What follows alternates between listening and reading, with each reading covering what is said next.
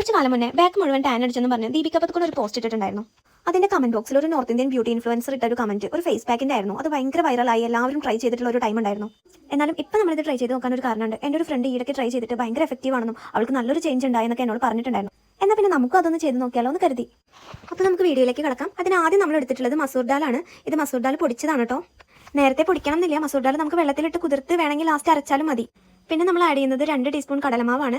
Masoor ദാലും 2 teaspoon തന്നെയാണ് കേട്ടോ add ചെയ്യേണ്ടത്. അതിനുശേഷം നമ്മൾ അലോവേറ ജെല്ലും തൈരും അതിലേക്ക് ആഡ് ചെയ്ത് കൊടുക്കുന്നുണ്ട്. തൈര് വളരെ കുറച്ച് ആഡ് ചെയ്താൽ മതി കേട്ടോ. എന്നിട്ട് നമുക്ക് ഇതെല്ലാം കൂടെ മിക്സിയിലൊന്ന് ബ്ലെൻഡ് ചെയ്തെടുക്കാം. അപ്പോൾ നമ്മുടെ പാക്ക് ഇവിടെ റെഡി ആയിട്ടുണ്ട്. കറക്റ്റ് കൺസിസ്റ്റൻസി ഒക്കെ ആയിരുന്നു. എന്തായാലും നമുക്ക് പാക്ക് ഫേസിലൊന്ന് അപ്ലൈ ചെയ്ത് കൊടുക്കാം. ഫിദയുടെ ഫേസിലാണ് കേട്ടോ പാക്ക് നമ്മൾ ആദ്യം ടെസ്റ്റ് ചെയ്ത് കൊടുത്തത്. കാരണം ആളുടെ ഫേസിൽ അത്യാവശ്യം നല്ല രീതിയിൽ ടാൻ ഉണ്ടായിരുന്നു. ആൾ സ്കൂളിലൊക്കെ പോണ കാരണം അങ്ങനെ സൺസ്ക്രീനും കാര്യങ്ങളൊന്നും യൂസ് ചെയ്യാറില്ല. അതുകൊണ്ട് തന്നെ നല്ല രീതിയിൽ ടാൻ അടിച്ചിട്ടുണ്ടായിരുന്നു. നമ്മൾ ഫേസ് ഫുൾ അപ്ലൈ ചെയ്ത് കൊടുത്തിട്ടുണ്ട്.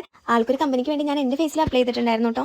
ഈ ഒരു പാക്ക് നമ്മുടെ ഫേസിൽ മാത്രമല്ല കേട്ടോ, കയ്യിലും കാലിലൊക്കെ നമുക്ക് അപ്ലൈ ചെയ്യാം. നമ്മുടെ ഡെഡ് സ്കിൻസ് റിമൂവ് ചെയ്യാനും നമ്മുടെ ടാൻ നല്ല രീതിയിൽ കുറയ്ക്കാനും ഇത് ഹെൽപ്പ് ചെയ്യും. ഒരു 20 മിനിറ്റ്സ് ആയപ്പോഴേക്കും നമ്മുടെ പാക്ക് നല്ല രീതിയിൽ ഡ്രൈ ആയിട്ടുണ്ട്. അങ്ങനെ ഞങ്ങൾ അത് വാഷ് ഔട്ട് ചെയ്ത് കളഞ്ഞു. ഇതാണ് നമ്മുടെ ഫൈനൽ റിസൾട്ട്. ഭയങ്കര വിസിബിൾ ആയിട്ടുള്ള ഒരു ചേഞ്ച് ഉണ്ടായിരുന്നു. ഫേസ് നല്ല രീതിയിൽ ബ്രൈറ്റ് ആയിട്ടുണ്ട്. നിങ്ങൾക്ക് ക്യാമറയിൽ എത്രത്തോളം മനസ്സിലാവുന്നുണ്ടെന്ന് എനിക്കറിയില്ല. എന്തായാലും എല്ലാവരും ഒന്ന് ട്രൈ ചെയ്ത് നോക്കൂ. ബൈ.